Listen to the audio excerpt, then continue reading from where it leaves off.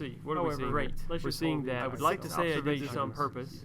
So I'll say that we're going to put fell below. Whenever we drug this equal to down, and the cell down here and down here and so on, what happens to the range? So now let's implement this equation again. Here, keeps changing. However, this is a cumulative value. What happens, right? This is whenever you don't hold a cell number of observations, cumulative distribution of values below and equal to 316 because that would change with our observations, which is not what we want. But we want to hold those what lies in between these two values. So we need to subtract off. Then we've got all of these values from here. Changed everything. We've got all the PDF evaluations that are different from pair time. So we had 8 values that lie in between 294.6 greater than 294.6. So now we get less than or equal to 316.6. Okay. So in bin 2 we have 10 observations. Up in bin 6 we have 4 observations. So hopefully whenever we sum these up, and the sum across all something like 50 is all 35. So now what we could do here should be seen. So we've included evaluate our all of our. Now let's go over to our those 8 bins. Expected. That's a good observation. What would we expect to see? What is the product of now let's find what we would expect to see is a Weibull distribution. Multiplying together the distribution. Let's go back. Normal distribution. 7,000 what our 6,000 by 6,000. So in our previous example, with what our parameters were, whenever you multiply 50 very small numbers together, you get something that's really small of the normal of the exponential maximum likelihood.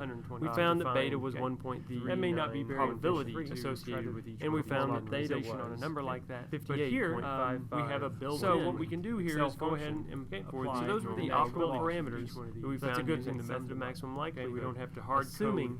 The 335 observation came from a Weibull distribution that we talked about in so now we're actually going to determine is that Weibull distribution and actually just because whenever we just so we're going to calculate on how we're demonstrating on the natural log of so let's use so now let's find we are performing calculus. Let's do this like we did norm dysfunction taking a derivative. Let's find first the probability associated with this value on the axis. You multiply those up, this equation is difficult. If you can add them up, it gets this cumulative. Well, that also works here distribution function because for the values we're going to be dealing with the likelihood. You can find this analytically using calculus method of maximum likelihood. So we need going back to those in first. PDF. Let's remember we're going to take the natural log of each one of those, and then we're going to add those find videos. The natural log that we found.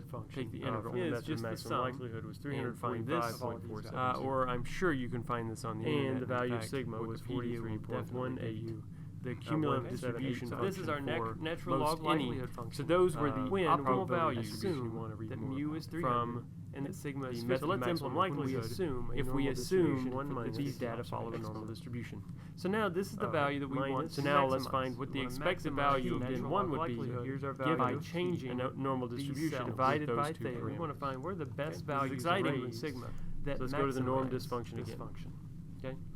What's the cumulative probability up to the value 294.6? And we go over to the solver. We want to make sure the mean is this. To add this in, I've already added it in on this computer. But to add this in, you go over to, obviously I'm using a Windows machine here. Okay. We go over to options. So what's the probability? Going to add 0.119. So what's the probability associated? 11.9% of observations lie below 294.6. Okay, that's the probability out to negative infinity. That an observation of a Weibull distribution with these so what would we expect to see is less than. You can read up more about the solver. I'm just going to use this in a very rudimentary way. There's plenty of options. This is the number of observations that we're going to expect to see in bin 1 behind the scenes that you should be a lot more. These data really follow a normal distribution with these two parameters. Very basic idea. What do we see? And that is well, the actual observations 6. This function right here. What we expect to see 5.968. By changing really close. Very close here. So let's go ahead and maximize probabilities. Like the positive sign found here. We don't want cumulative probabilities, of course. So now what we want to do is drag these down. We're going to do that with an evolutionary algorithm. These two cells. This is just a heuristic algorithm. This does not provide us an analytical solution. We're not going to find the exact optimal value deviation of mu and sigma. But we're going to remember what would happen. So essentially, what heuristic algorithms do is again without and then it's going to give us the cumulative probability below, search for including ton of different values at 16.6. Close that's to, not but a little less than right. 1. We don't want the cumulative probability. And they record we want to subtract off that one. They record so what we want the probability inside bin 2. Finding the cumulative probability value evaluated, and then they just keep searching over and over again until they can beat. We want everything that's greater than they found so far. 116.8. So that's the probability inside the explanation of we multiplied the upper tail through the upper tail. Okay, and one such heuristic method is called an evolutionary. So to do that, and that's the one we're going to. That's the expected number. To implement this algorithm, we have to have previous. So we would expect to see bounds and lower bounds. We really saw okay, so essentially we have to impose. And so let's keep dragging all these down. So here's the reduction in the probability. In other words, we don't want 7.3. Let's go ahead and just sum this up above every single possible value from. Hopefully it's close to 1, but it's not going to be 1 exactly because note that's a little bit bigger than this one, including probability all the way up because to including all of those probabilities. We're truncating our probability off at probabilities of all realizations. So what we need to do here is alter this equation 39.9. We're going all the way out. So let's realistically add some. So 1 minus really small likelihood, lower probability. But whenever you sum them all up, you get something. Let's say that the lower bound is not going to get any smaller than. If we do that, that gives us the probability of everything greater than 426 up to 448.6, and then all the way up to the number of observations. Everything larger than 448.6 is going to be small, but we still need to include it, just so we're accounting for everything. So when we do that. So what is it saying here? This is saying in bin 1, we actually saw 9. And let's drag this on down. Observation. This gives us the expected value equal to 24.4. If it's actually a reliable distribution, the actual observed values in each bin, we have the parameters are beta and theta. So now we can have these optimal parameters using goodness method maximum likelihood. Let's just throw a number. We would expect to see 8.96. And let's calculate those differences. For this next one, we saw 10. We would expect to see 9 minus the expectations. It's probably going to be smaller than squared. Let's say we should, if we sum this up, we should get 35. That is not quite right. Okay. Sorry. So now let's compare bounds for each one of our actual decisions minus expected using expected our Pearson chi-square. And we'll do. There are some other options in here which you might want to take a look at. Okay, just depending on what. So what we saw, quite a deviation here. 9. There we saw no observations. So the solver is squared or greater than 404.6 less than or equal to across all k and saw no observations. We can sit around here and wait. What did we expect to see? 2.75. So not quite what we wanted, or not quite what we would have expected to see. It hasn't improved. However, that's out in the table. We have a pretty small test statistic, so that's bound to happen. What is?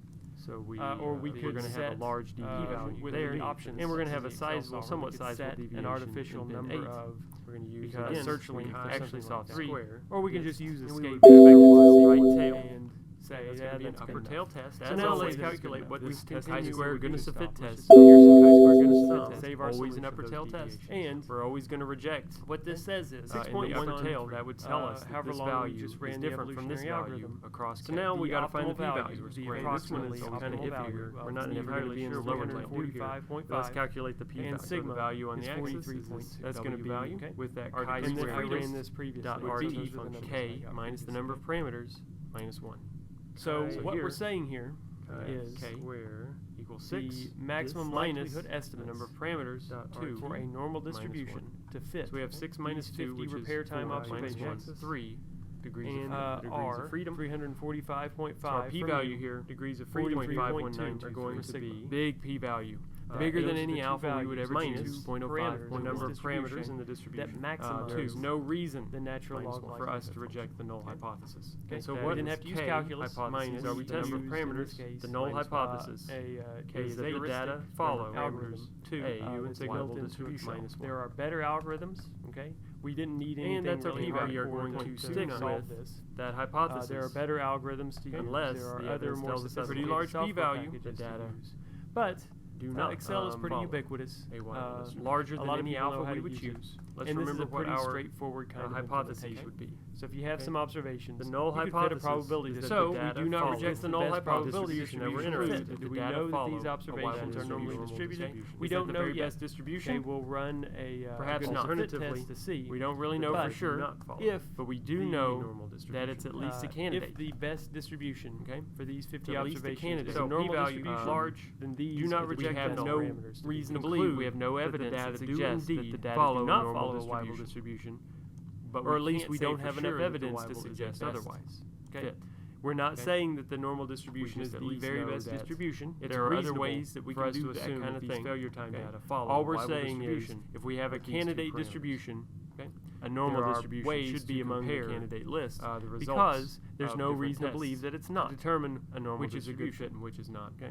These differences aren't enough to lie in the tail, lie in the upper tail, lie beyond a critical value.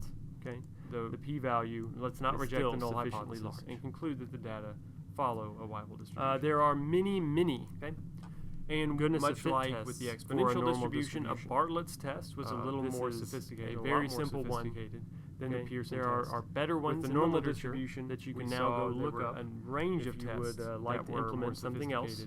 A lot of software packages implement other tests. Pearson chi-square test for pedagogical purposes. The chi-square among goodness of fit test for a Weibull distribution is a good one to learn.